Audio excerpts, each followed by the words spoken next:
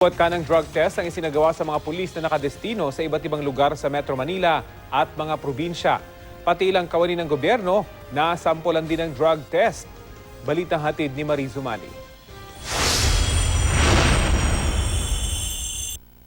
Sa pagpapatuloy ng mas pinaigting na kampanya kontra droga, pinangalanan na rin ang hindi bababa sa 10 pulis na protektor di umano na mga sangkot sa droga sa Pangasinan. Ang mga pulis na ito nahaharap ngayon sa validation ng Pangasinan Police Provincial Office.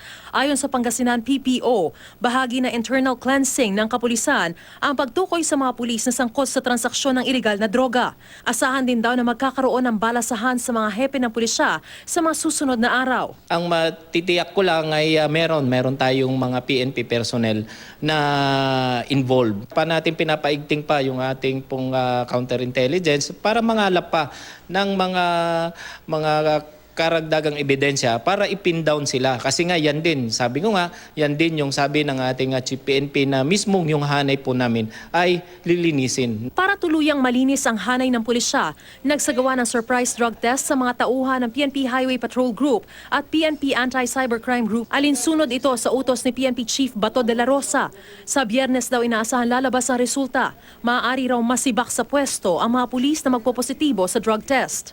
Are you confident na wala naman sa inyong hand? Yes, kasi sa 3 years ng existence ng PNP Anti-Cybercrime Group ay wala naman tayong reported na member ng PNP-ACG na merong or user ng illegal drugs.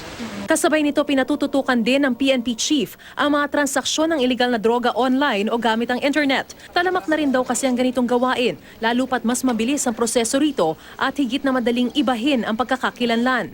It is a very challenging on the part of the PNP, especially on the part of the Anti-Cybercrime Group.